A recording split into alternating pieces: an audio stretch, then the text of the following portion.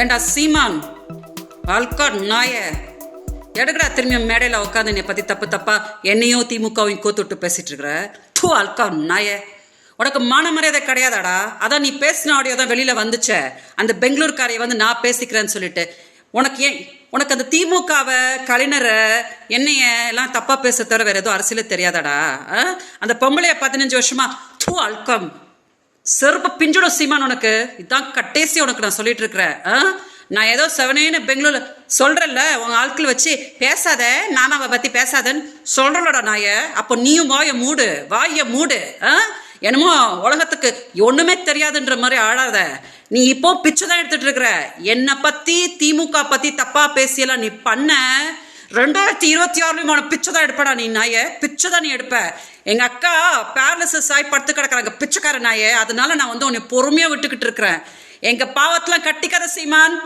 46 வயசு வரைக்கும் நீ பிச்சை தான் எடுத்துக்கிட்டு இருந்த கல்யாணம் ஆகாம. நான் தான் வந்து உனக்கு ஒரு வாழ்க்கையை கொடுத்த மறந்துட்டு இன்னைக்கு வந்து நீ மேடையில இந்த பொம்பளையை கூட்டிட்டு வந்து சொருவ பிஞ்சிடும்டா சொடப்ப கட்ட நாய. நிப்பாட்டிக்கோ, இதோட நிப்பாட்டிக்கோ. இதோ கடைசி விட நான் சொல்லிட்டு இருக்கிறேன். இதுக்கு மேல நீ எதையா பண்ணுனா நான் கண்டிப்பா சொல்றேன், பெங்களூர்ல இருந்து என்ன நடக்கணுமோ உனக்கு நடந்துடும் சீமான். ரொம்ப அமைதியா உனக்கு வேற ஏதாவது அரசியல் தெரிஞ்சிச்சுன்னா பிச்சைக்காரச்சோடைய அதை போய் பண்ணுப்போ. அதை விட்டுட்டு திமுகவை என்னையெல்லாம் இழுத்துக்கிட்டு பொம்பளை கூப்பிட்டு வந்தாங்க. அவங்க சொன்னாங்கடா போன வருஷம் வந்து 50,000 ரூபாய் குடு விஜயலட்சுமின்னு சொல்லிட்டு பொழைய தொடப்ப கட்ட நாயே.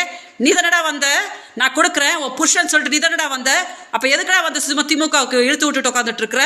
நல்லா இருக்க மாட்டே சீமான், நீ நல்லாவே இருக்க மாட்ட. நான் சொல்லிட்டேன், பிச்சையிலையும் நீ பரம பிச்சை எடுத்துருவ நான் சொல்லிட்டேன். அதனால அடங்கிக்கோ.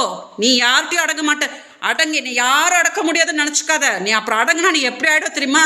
பிச்சைக்கார நாயமா நிக்க வச்சுரும் காலம். அதனால நிப்பாட்டிக்கோ. பெண் சாபத்தை கட்டாத. அதுவும் என்னைய ரொம்ப கிழுக்காதடா. சொடப்ப கட்ட நாயே இழுக்காத. நீ வந்து நான் ரொம்ப கஷ்டத்துல இருக்கிறேன். இப்ப என்னோட வயிற்றுல கட்டினா நல்லாவே இருக்க மாட்டேன். அதனால இதான் கடைசி. இன்னொரு வாட்டி நீ வந்து இந்த பொம்பளை கிம்பளை சொருப்பு பிஞ்சிடும்டா பிச்சைக்காரன் நாயே.